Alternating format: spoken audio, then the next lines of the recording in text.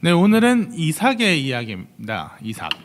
사실 이삭은 아브라함, 이삭, 야곱 중에서 가장 좀 존재감이 옅은 편이죠. 사실 설교도 많이 안 합니다. 할 게 별로 없어요. 상당히 그냥 순탄한 인생처럼 보이거든요. 예컨대 아들을 낳고 못 낳는 문제만 해도 그렇습니다.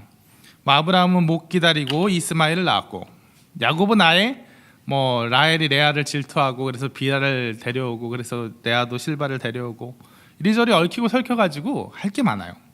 그런데 이삭은 뭐냐 하면, 이삭이 그의 아내가 임신하지 못함으로 그의 아내 그를 위하여 여호와께 간구하매 여호와께서 그의 간구를 들으셨으므로 그의 아내 리브가가 임신하였더니, 한 절이면 끝나요. 이방 족속이 그를 핍박해도 다투지도 않고 기근이 와서 애굽으로 내려갈 뻔했다가도 하나님이 가지 말라고 해서 안 갔습니다. 그래 잘했네. 이게 끝입니다. 정말 할 게 없어요.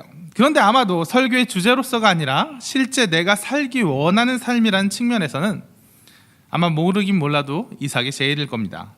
우선 야곱처럼 고생하며 살고 싶다는 사람은 아예 없을 거고, 혹시 인지도 면에서 아브라함을 선택하는 사람이 간혹 있다가도 야, 너 그럼 100살까지 자녀 없는 것으로 근심하며 살아볼래? 그러다 그 아들을 번제로 바치라는 시험도 당해보고 조카로 잡혀갔을 땐 전쟁도 치러볼래 하면 누구나 고개를 저을 거예요. 그저 이삭처럼. 이삭이 그 땅에서 농사하여 그의 100배나 얻었고, 100배. 여호와께서 복을 주심으로 그 사람이 창대하고 왕성하여 마침내 거부가 되어 이렇게 그냥 하나님 잘 믿는 가운데 복 받아서 평화롭게 순조롭게 행복한 인생을 살고 싶다고 할 거예요. 사실 이삭이야말로 마치 순리, 순종, 순조로움, 순자 돌림이네요. 이런 거의 순종과 순리의 대표 같은 사람 아닙니까? 아브라함이 모리아산에서 그를 번제물로 바치려고 할 때 나이든 아버지를 뿌리치지 않고 그저 얌전히 묶였을 때부터, 그 순종의 모습을 보였을 때부터 결혼할 때나 할 때나 이후의 많은 순간들에서 그는 대체적으로 하나님께 순종했고 그로 인해 복을 받았어요. 이는 그의 아들, 불순종과 자기 꾀의 상징처럼 여겨지는 야곱과 대비돼서 더 그렇게 느껴집니다. 야곱처럼 얕게 굴고 하나님 말씀 안 듣고 자기 마음대로 하면 한평생 고생하다가 말년에 가서야 내가 나그네 인생 살았습니다, 힘들었습니다 하고 이렇게 깨닫고, 이삭처럼 진작 순종하면 인생 다복하게 평온하게 인생 참 잘 보내면서 하나님 복 받을 수 있다. 이게 보통 우리가 이삭과 야곱에 대해서 가지는 이미지예요. 하지만 이것은 어떤 면에서 분명 사실과 다릅니다. 애초에 순종이라는 건 그렇게 평온하고 여유롭고 넉넉한 가운데 이루어지는 건 아닌 것 같아요. 그보다 더 나아간 곳에 있는 것이 순종입니다. 여유 있을 때 인색하지 않는 것도 물론 중요하고 귀한 믿음이요, 그것도 순종입니다. 하지만 하나님께서는 질투하신 하나님, 재물이든 뭐든 그 어떤 것도 사람이 자기 자신보다 더 귀하게 여기는 것을 너무너무 싫어하신 하나님께서는 이내 그 여유가 없어질 때까지, 아니면 그 넉넉함이 통하지 않는 다른 부분에서 끝까지 순종을 요구하시곤 한단 말이에요. 그러니까 결국 순종은 여유 없을 때 하는 겁니다. 넉넉함 없는 데 하는 거예요.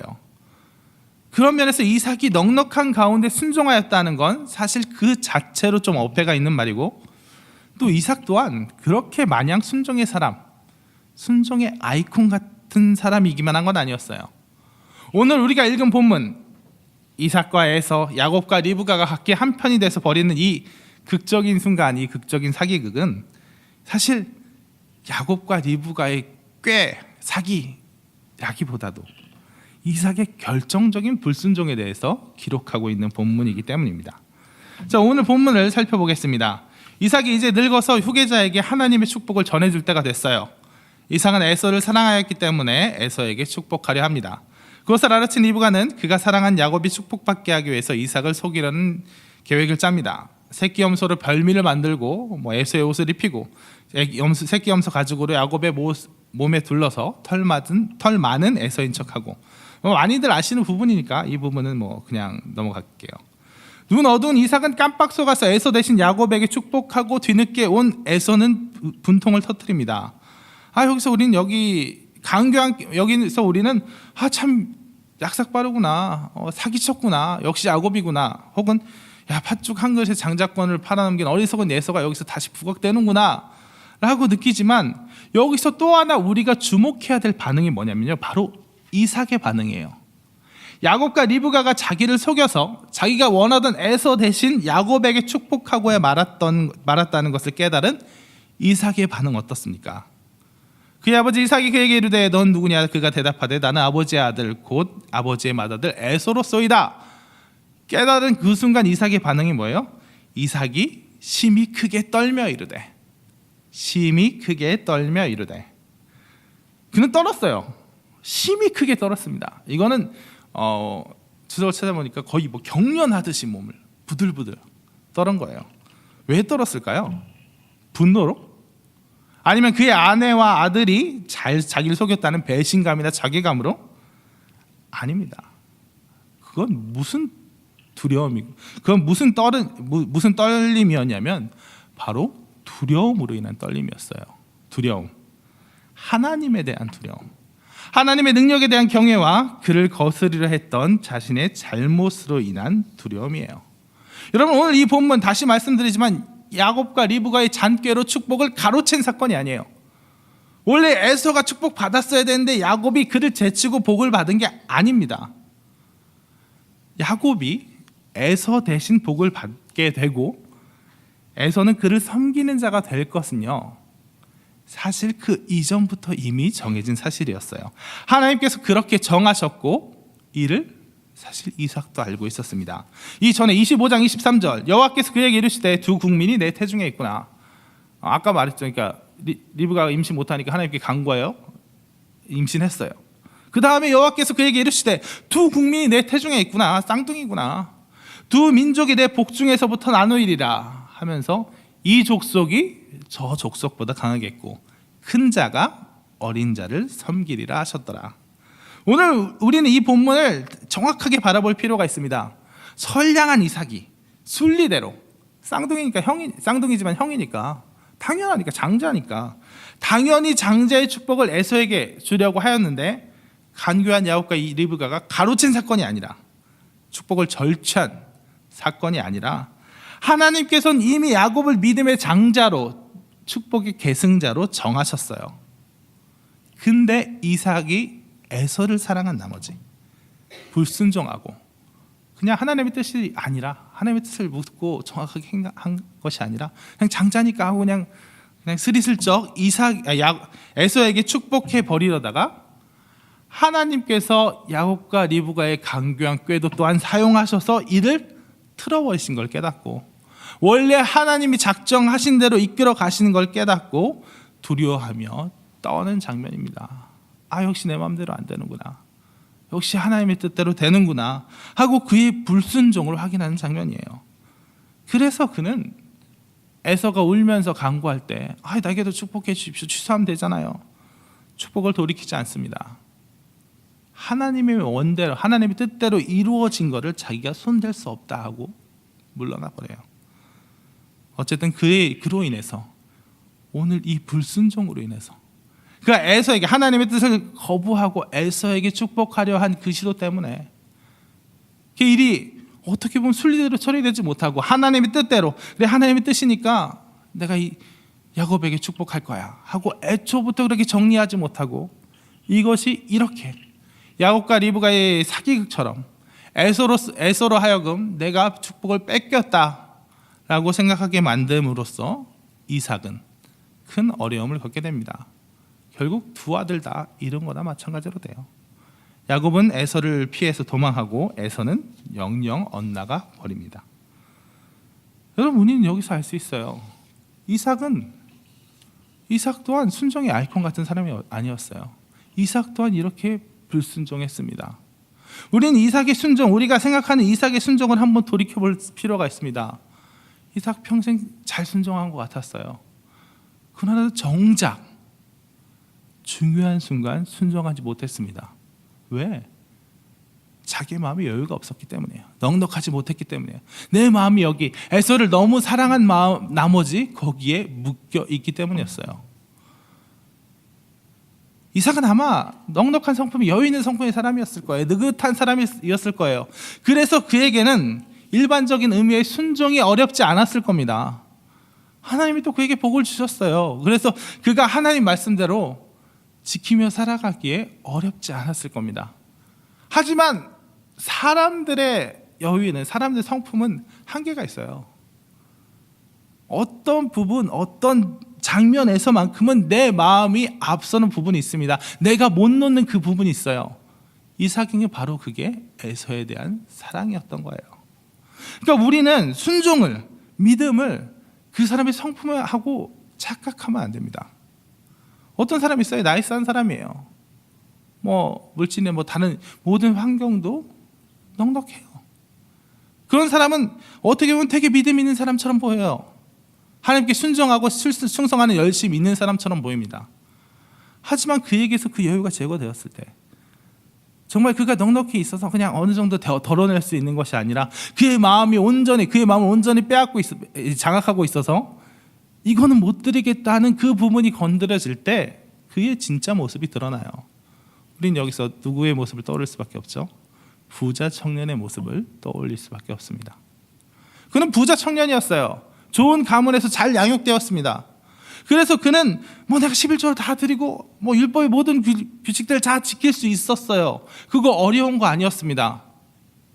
그래서 그는 자부했어요. 나는 순종의 사람이라고, 나는 믿음의 사람이라고, 나같이 충성된 일꾼이 어디 있느냐고 하고 예수님께 나와서 당당하게 이 정도면 구원받을 수 있죠 라고 얘기했습니다. 하지만 정작 예수님께서 그에게 가진 것을 팔아 다 가난한 자에게 나눠주고 나를 따르라 하셨을 때 그의 여유가 벗겨졌어요. 그의 넉넉함이 벗겨졌습니다. 그는 더 이상 좋은 성품으로 자기의 불순종, 예수 그리스도보다, 하나님보다, 하나님의 뜻보다 자기 재물을 더 의지하고 자기의 여유를 더 의지하는 그런 모습을 가릴 수가 없었어요. 그에게는 하나님보다도, 구원의 문제보다도 그의 재물, 그의 능력, 그의 여유가 더 먼저였던 겁니다. 그래서 그는 순종의 사람이 아니에요.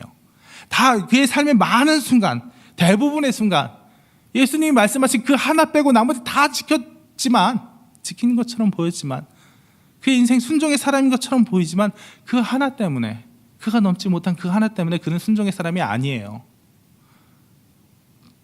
그는 하나님을 제대로 아는 사람이 아니에요. 믿음이 있는 사람이 아닙니다. 이것은 율법을 하나를 어기면 다 어긴 것 같다라는 율법적인 의미에서 하는 말이 아니에요. 끝까지 순종은 안 했으니까 그가 지켜온 모든 것들이 의미가 없다는 게 아닙니다. 애초부터 그가 순종한 것처럼 보이고, 그가 하나님의 말씀을 잘 따르는 것처럼 보이는, 그 믿음이 있어 보이는 그 행동이 어디에 기반하고 있었냐는 거예요. 그렇게 행동하는 그의 마음이 어디에 있었냐는 거예요. 하나님에 대한 믿음이 아니고 자기의 여유에 대한, 자기의 여유로 인한 그냥 넉넉함, 얼마쯤 덜어내서 적선할 수 있는 그런 여유에 불과했던 거예요. 그렇습니다. 사실 여유가 있을 때, 넉넉할 때 하는 거는 순종이 아니라 적선입니다.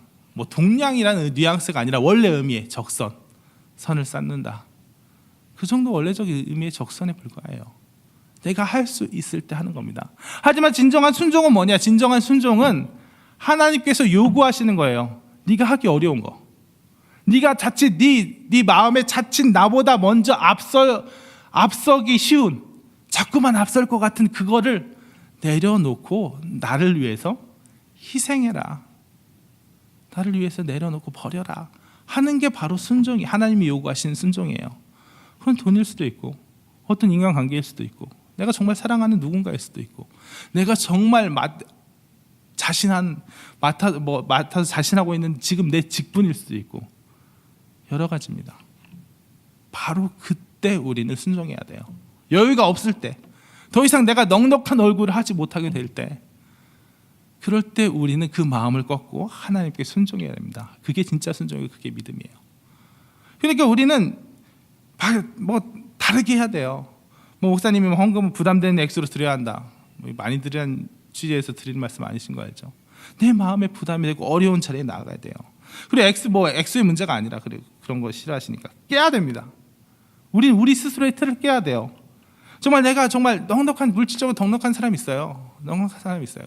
그래서 뭐 성경도 잘하고 뭐 인도 성경 하면 막 뭐 커피 헌금부터 시작해갖고 막 다 잘 지원하고 여유가 한데 그거 되게 귀중한 겁니다. 좋은 거예요.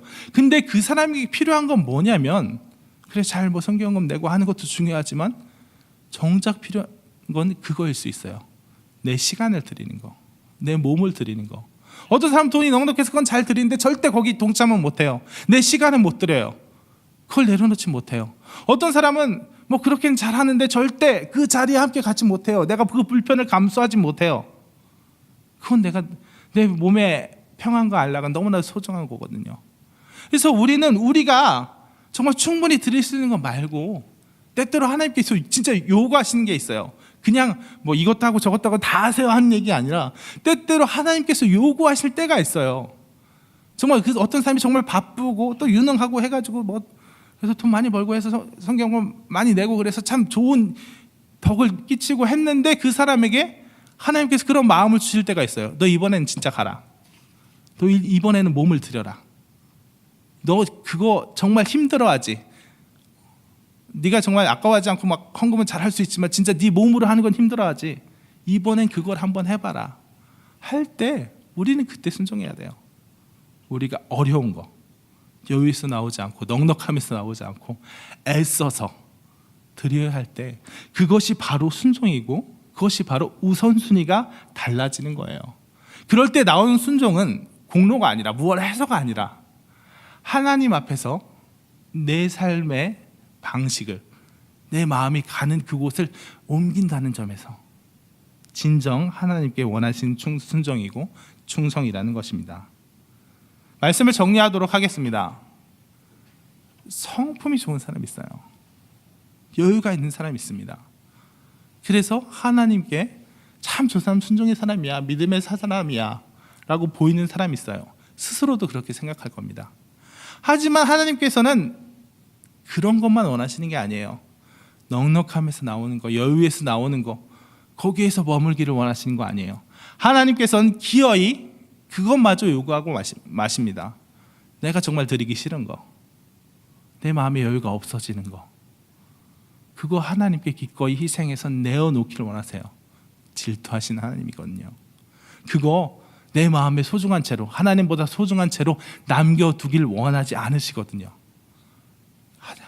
그러니까 우리는 내 넉넉할 때 말고 어려울 때 말고 내가 하지 못하는 순간, 내 마음에 너무나도 아까워지는 그런 순간에 하나님의 요구에 순종할 줄 알아야 됩니다. 그럴 때 우리의 믿음이 비로소 깊어지는 거예요.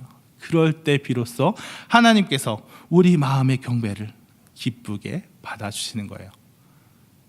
내 틀에 갇혀있지 않고 내 여유와 넉넉함으로 그냥 순종과 믿음 있음의 가면을 쓰는 게 아니라 기꺼이 내 어려운 가운데 하나님께 순종할 줄 아는 홍대세계 모든 성도가 되시길 진심으로 축원합니다. 찬송가 333장 부르겠습니다.